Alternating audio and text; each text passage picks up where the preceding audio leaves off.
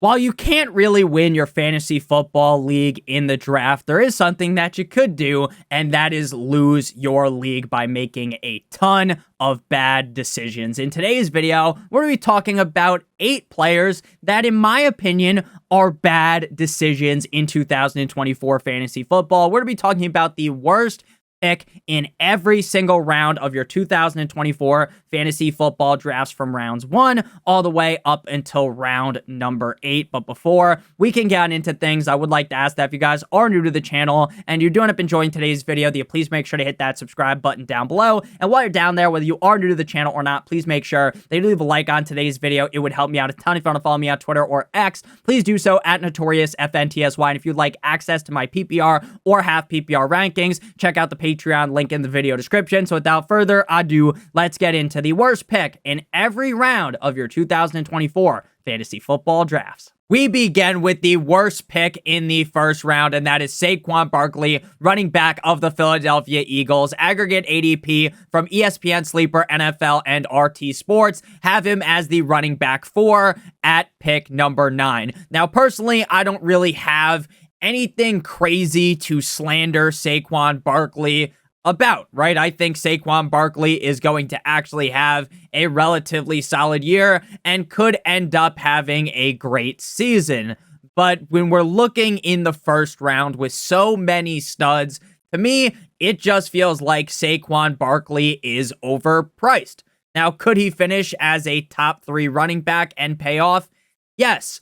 But when Saquon is going ahead of guys like Jahmyr Gibbs or Jonathan Taylor, to me, it seems a little bit silly to draft Saquon Barkley at the number 9 overall pick. The same thing goes with guys like Garrett Wilson or A.J. Brown, who sometimes go behind Saquon Barkley. Now, Saquon Barkley had a down bad season last year. Now, it wasn't absolutely terrible. He was the running back 9 in PPR points per game, but since the Giants team was a complete and utter dumpster fire, he honestly just did the best that he could. He ranked 3rd in dominator rating, 18th in yards created, 15th in breakaway run rate, and somehow ripped off 10 touchdowns on a Giants team that was absolutely sleeping with the fishes. So Saquon Barkley, I believe, will bounce back in Philadelphia. But when you're taking Saquon Barkley ahead of guys like Garrett Wilson, A.J. Brown, Jonathan Taylor, and Jahmyr Gibbs,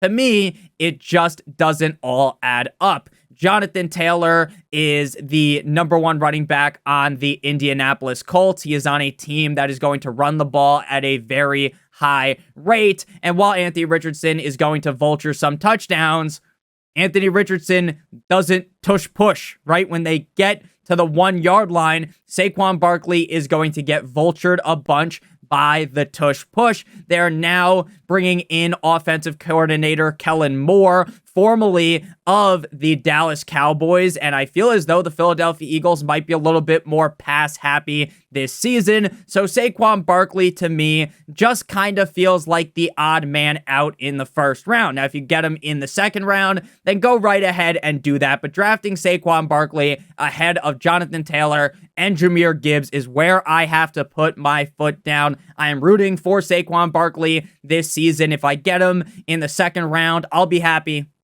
But at pick number 9, the price is too damn high. In round number 2, we got Chris Olave, wide receiver of the New Orleans Saints, aggregate ADP wide receiver 12 at pick 24. Chris Olave going in the second round is an absolute disgrace to fantasy football drafts. Chris Olave might be one of the more talented wide receivers in the NFL, and you could argue that maybe he is one of the 12 most talented wide receivers in the NFL. He's incredibly young, and we have seen a lot of flashes in Chris Olave's game. But frankly, when you put everything into consideration, Derek Carr fucking sucks. Now, I don't know how to say this kindly. That's why I said it so blatantly. Derek Carr absolutely reeks to high heaven. Chris Olave is an amazing talent, but with how Derek Carr looked last season, I get he put it together a little bit more towards the end of last season. I just cannot be drafting Chris Olave in the second round. He's coming off the board as a top 12 wide receiver, and that is absolutely ludicrous. He is currently my wide receiver 19 in my rankings. Now, a couple of weeks ago, I moved him up. I was starting to feel a little bit of hype on Chris Olave because of how skilled of a player he is. I figured maybe him and Derek Carr would iron things out. Maybe, just maybe, Derek Carr wouldn't absolutely be dog shit this season. But recently, I had an epiphany. It cost me 50 at Tiffany's. Shout out to Tiffany Stephanie. But I realized that Derek Carr just ain't that good. And Chris Olave is probably going to have a very similar season to last season. Wide receiver 16 in PPR, wide receiver 20 in PPR points per game. He played in 16 games. He had 138 targets, 12th at wide receiver, 87 receptions, 14th. He was 17th in receiving yards with 1,123, and he only had 5 total touchdowns. In terms of efficiency, it was down the gutter for Chris Olave. 46th in yards per target, 49th in yards per reception, 72nd in target accuracy, and 75th in contested catch rate. If you could take Chris Olave, pick him up with the claw from the Toy Story movie, right? Or you just pick him up and you attach him to a cannon and shoot him to a different team, then I would be all over Chris Olave. Pause, right? I would be glazing Chris Olave because of how great of a player he is. But in New Orleans with Derek Carr, I'm going to let someone else in my league step on the landmine. I don't think that Chris Olave is going to suck to such a high degree to where he is a complete and utter bust and finishes like outside of the top 32 at wide receiver. But as the wide receiver 12, when I have you ranked as the wide receiver 19, I don't like taking that inside of the second round. In the third round, we got Deebo Samuel, wide receiver of the San Francisco 49ers, aggregate ADP wide receiver 14 at pick 31. Now, putting Deebo Samuel in this video was very tough to me because Deebo Samuel, when you watch the dude play, is one of the best wide receivers in the NFL. He is one of the most exciting wide receivers in the National Football League. We have seen huge games out of Deebo Samuel in his tenure as a San Francisco 49ers wide receiver. But the reason why he's going to be in here is because of Brandon Ayuk. Now, there's debate. Is Ayuk going to get traded? Is he going to be a Steeler? Is he going to be a Washington Commander? Is he going to fucking hold out until they give him $7 gazillion? They give him the CeeDee Lamb contract that CeeDee Lamb just received yesterday by old man Jerry Jones. But while there are those question marks, a lot of what I believe is that Brandon Ayuk will be a 49er this season. Will he maybe miss the first 2 games of the season because he's stubborn and he's holding out for an insane amount of money? Maybe, maybe not. But if he returns to the 49ers, that is a shot to the chest of Deebo Samuel. And this is a buckshot. This is a shot from a fucking Spaz 12 dual akimbo 1887s from Modern Warfare 2 before they patched them, right? This is going to knock your heart into the next room. It's going to knock it outside of your house, all right? Deebo Samuel is a fantastic player. Again, one of my favorite players to watch. 8th in target separation last year, 10th in yards per target, 27th in yards per reception, 7th in true catch rate. But the problem lies with the volume. The volume just isn't there. Now, I am going to look like a fool with my pants on the ground and a hat turned sideways like that old school American Idol meme, I guess, before maybe even memes were a thing. But Deebo Samuel has all the skill. It's just really with Ayuk, Kittle, and Christian McCaffrey, he kind of just ends up chilling in the cuck chair. 89 targets last year, 44th at wide receiver, 60 receptions, 39th. 892 receiving yards, 32nd, 12 total touchdowns. Sure, he had the most rushing yards at the wide receiver position, 37 rushes for 225 yards, and that's awesome. But when you have Christian McCaffrey there, your rushing upside is limited. And say, instead of scoring 12 touchdowns, he gets 10, or he gets 8, or if everything goes wrong and he gets 5. Now, I'm not saying that is the most likely scenario to play out, but if he scores less than 12 touchdowns, ranking 4th at wide receiver, things are going tits up for Deebo Samuel. One of his biggest games last season was without Ayuk in week 3. Again, I'm not saying that is a guarantee mortal lock of the century that Brandon Ayuk gets shipped to a different team. But if that doesn't happen, then you're taking Deebo Samuel in the 3rd round with very little consistency.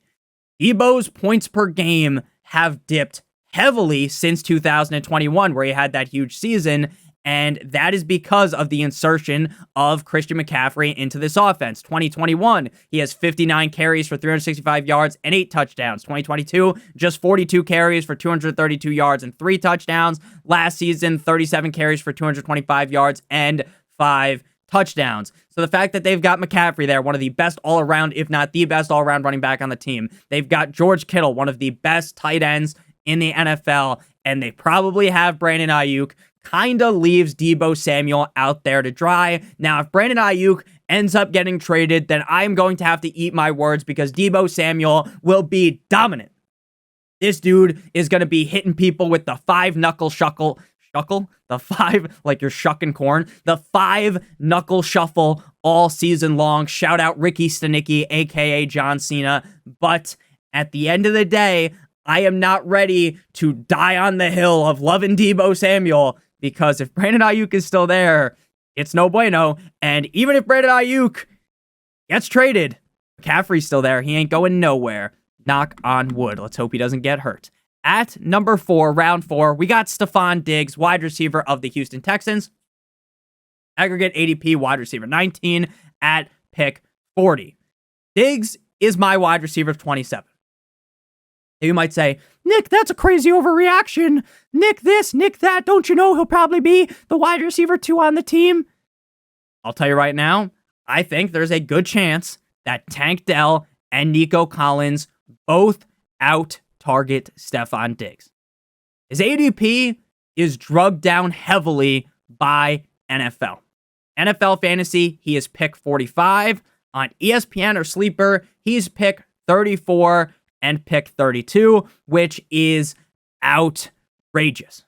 34 and 32 going in the same range as Deebo inside of the 3rd round on ESPN and Sleeper. Last year, if you're just some stat monkey that just looks at the stats, right? You're just some fucking AI staring at the stats. Nick, he was the wide receiver 9 last year in PPR, wide receiver 14 PPR points per game. If you had him last year, towards the back half of the season, this motherfucker was useless. He was irrelevant, and it was impossible to shake him off. It was impossible to bench him because he's Stephon Diggs. You can't bench Stephon Diggs, right? And then for weeks, the dude is just pounding your roster without the use of lube. It's painful, and Stephon Diggs is nowhere to be found, right? He's like Waldo. You can't find him.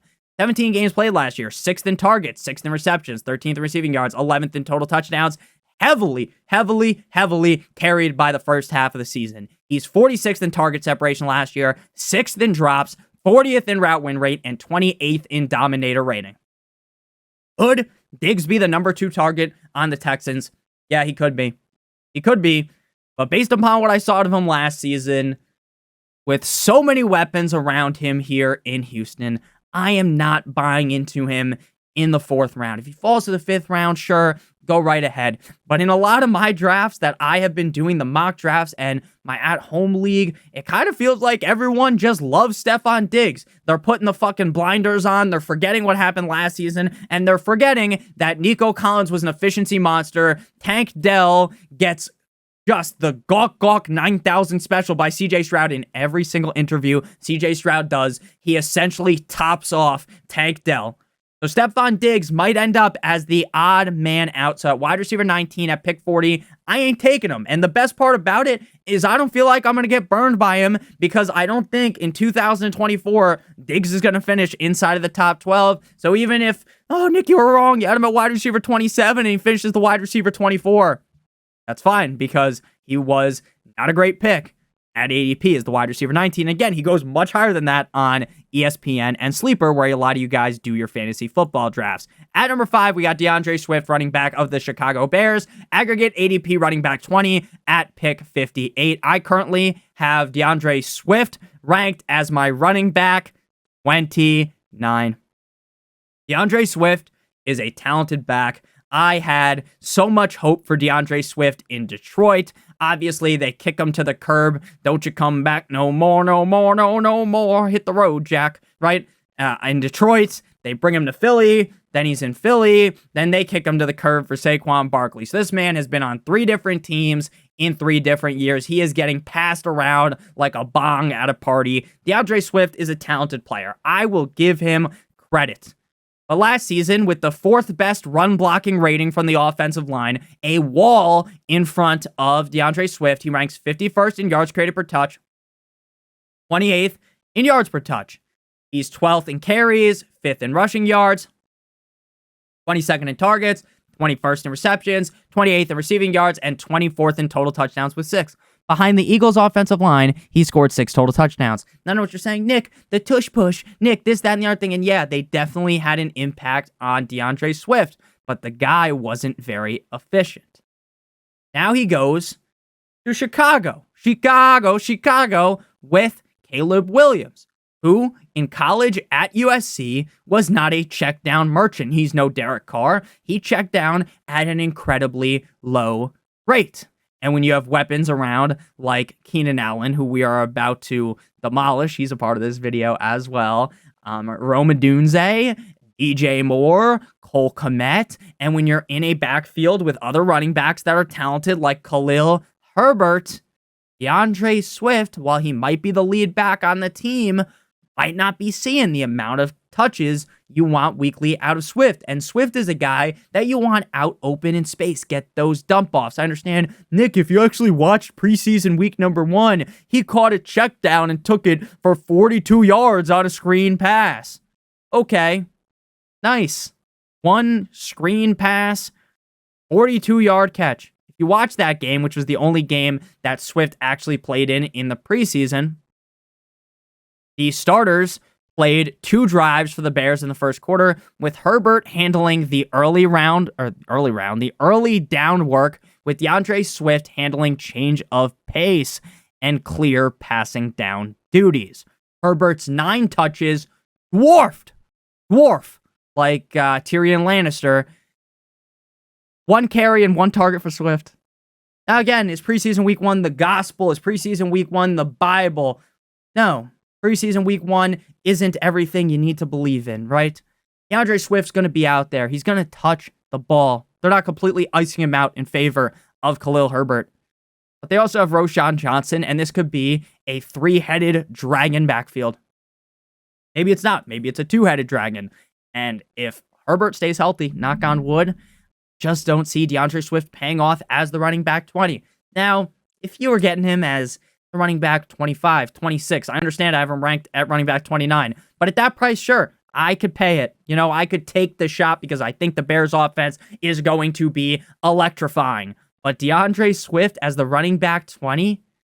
No fucking way am I touching him there. Pause. At number 6, we got Joe Shiesty, Joe Burrow, Joe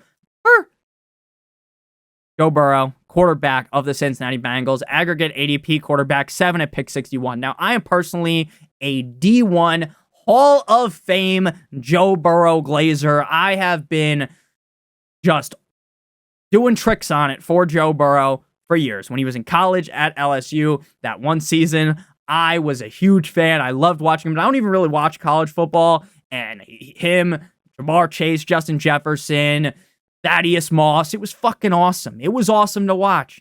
Goes to the NFL, goes to the Bengals. I was hoping maybe he'd be a Dolphin, right? Maybe he'll fall. Maybe we could get him. Obviously, that doesn't end up happening. I love Joe Burrow, but as the quarterback 7, when he's my quarterback 8, and with Kyler being drafted behind him, I am never going to really end up with Joe Burrow.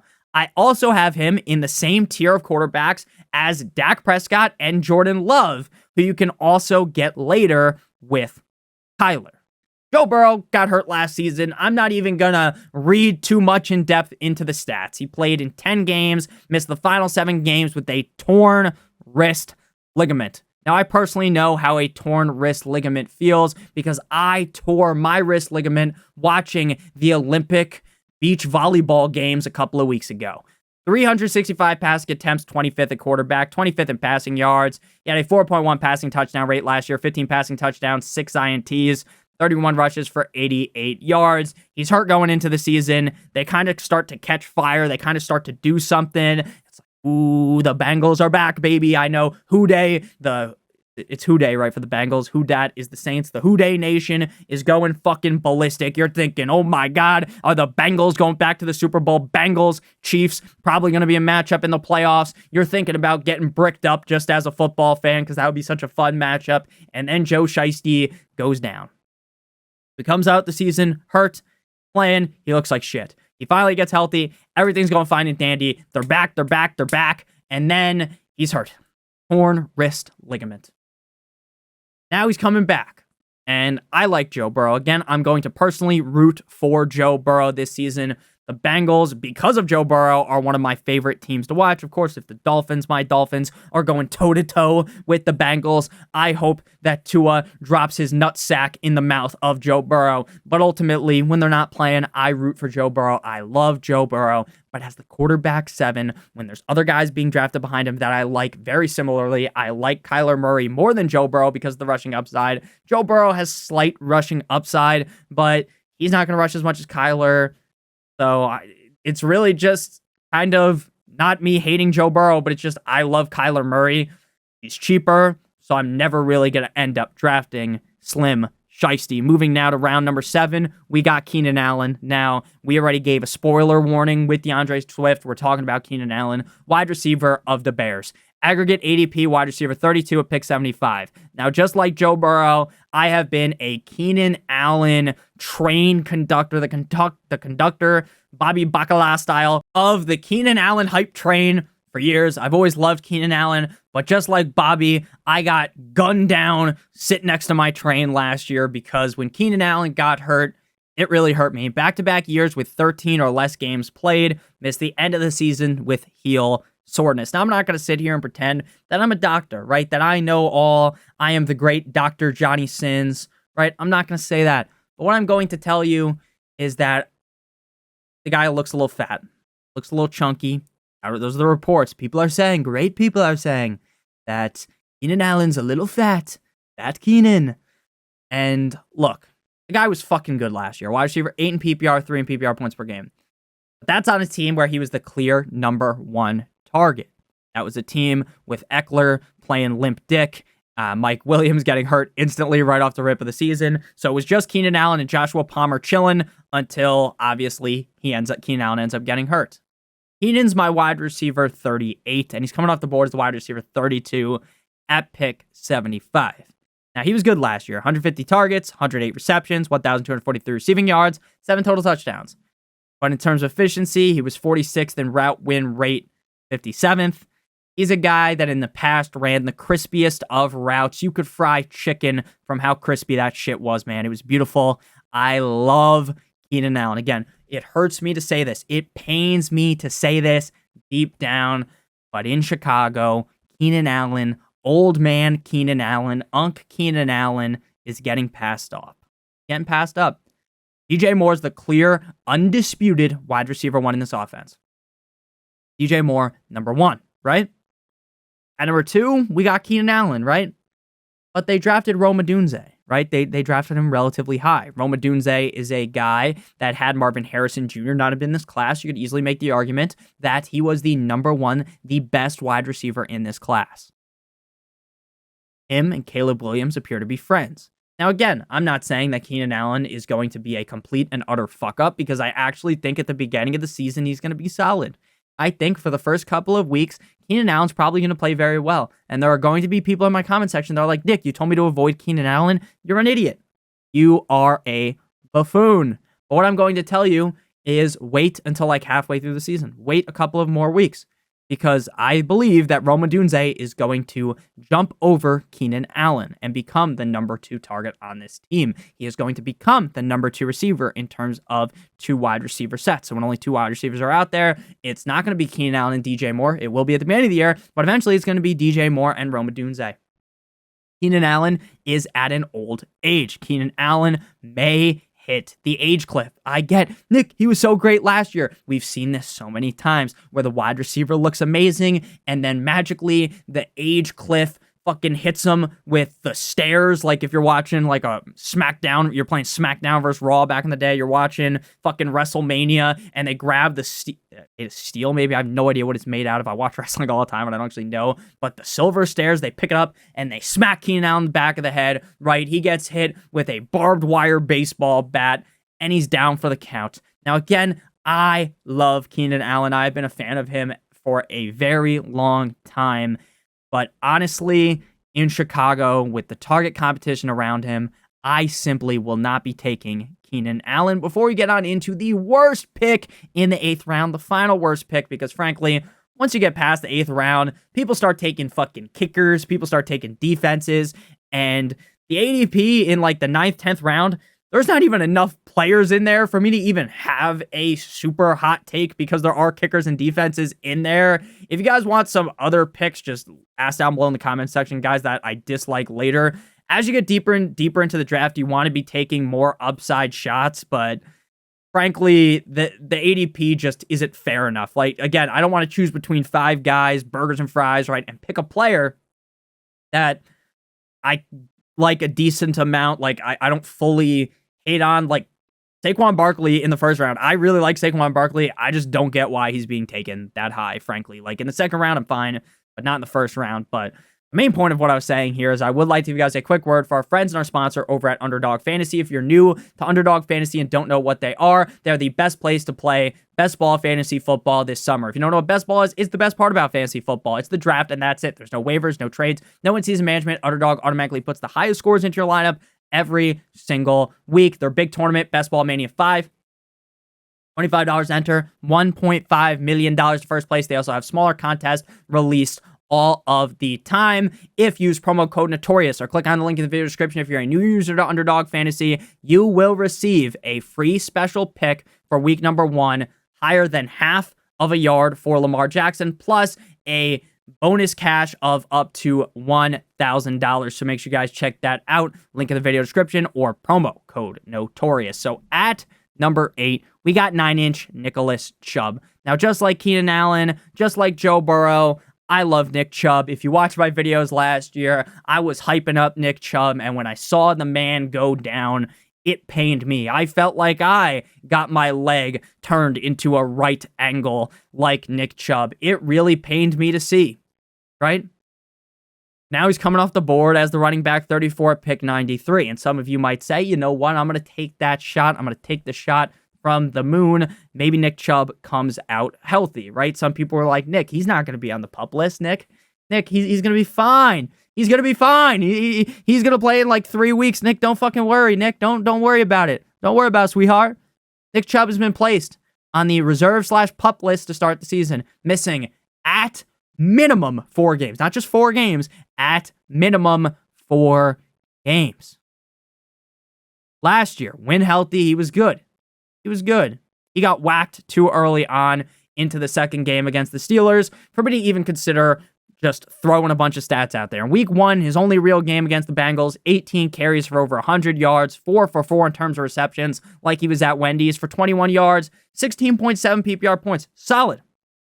Where you drafted him, you were happy. You were like, you know what? I'm glad I drafted Nick Chubb. What a game.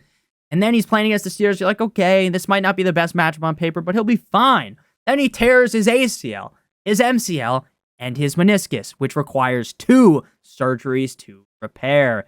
Now, when you tear your ACL, nowadays, honestly, it ain't really all that big of a deal. Obviously, would you prefer not to tear your ACL? Of course. Of course you wouldn't. But when you have the money the NFL teams have, it's no biggie. You just fix it. You'll be fine. It's okay, right?